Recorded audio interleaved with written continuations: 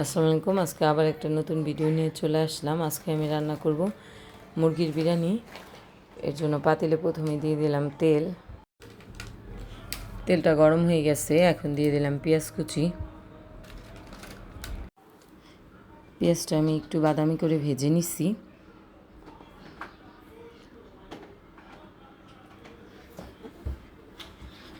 এখন দিয়ে দিব আদা রসুন বাটা।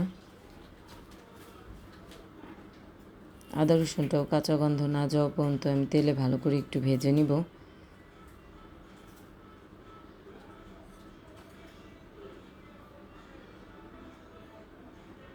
তারপরে দিয়ে দিলাম বাদাম বাটা।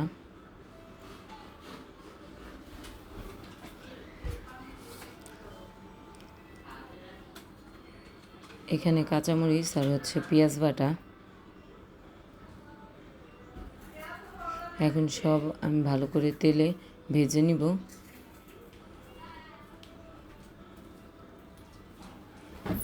সব ভালো করে তেলে ভেজে নিচ্ছি। এখন দিয়ে দিলাম বিরিয়ানির মশলা, শুকনা মরিচ গুঁড়া, ভাজা জিরার গুঁড়া, ধইনা গুঁড়া,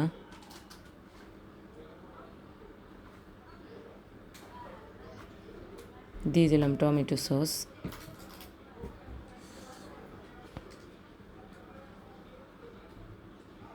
এখন সব মশলা আমি একটু তেলে ভালো করে ভেজে নিব।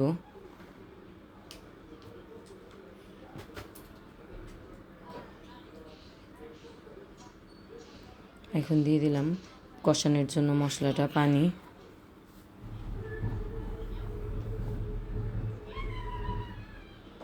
এখন মশলাটা খুব ভালো করে কষাই নিব। মশলা কষানো হয়ে গেছে, এখন দিয়ে দিলাম স্বাদ মতন লবণ।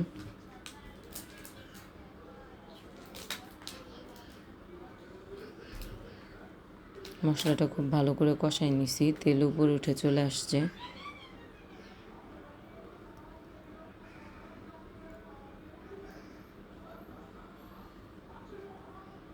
এখন ধুয়ে রাখা মুরগির মাংস আর আলুটা দিয়ে দিব, দিয়ে মশলার সাথে ভালো করে মিশাই নিব।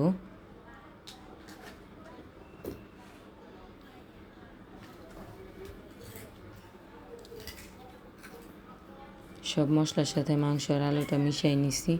এখন দিয়ে দিব টক দই। দিয়ে দিলাম টক দই।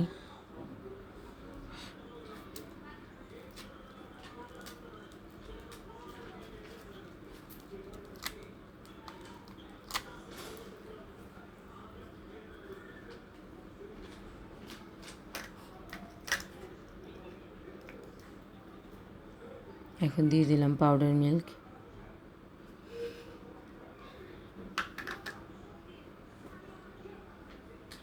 তারপরে দিয়ে দিলাম সামান্য চিনি। এখন আবার সব ভালো করে একসাথে মাংসের সাথে মিশিয়ে নিব। তারপরে সব ভালো করে কষাইতে দিব। আমার মাংসটা কষানো হয়ে গেছে।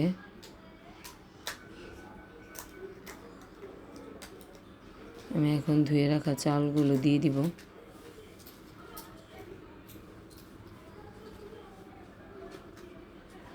এখন মাংসের সাথে চাউলটা ভালো করে আমি একটু মিশিয়ে নেব।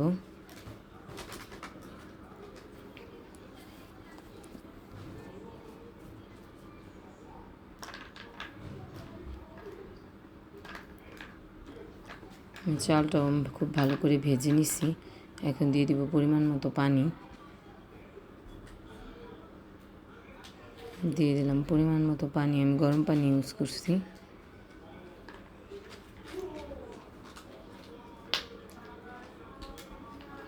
যে আমি পরিমাণ মতন পানি দিয়ে নিছি।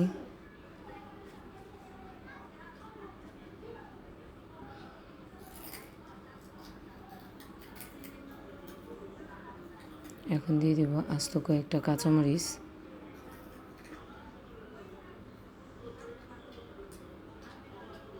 তারপরে দিয়ে দেব কিশমিশ।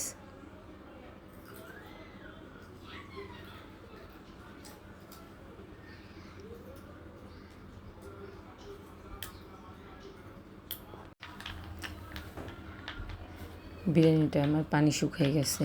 এখন আমি উপর দিয়ে ঘি দিয়ে 10-15 মিনিটের জন্য দমে রেখে এই যে সবাইকে এখন বিরিয়ানি খেতে দিব। বিরিয়ানির সাথে সালাদ আর লেবু নিয়ে নিছি। আজকের ভিডিওটা এই পর্যন্তই। সবাই ভালো থাকবেন, সুস্থ থাকবেন। আমার ভিডিওটা পছন্দ হলে আমার চ্যানেলটাকে লাইক, কমেন্ট, শেয়ার এবং সাবস্ক্রাইব করে দিবেন। ফেসবুকে দেখলেও ফলো দিয়ে দিবেন। আল্লাহ হাফেজ।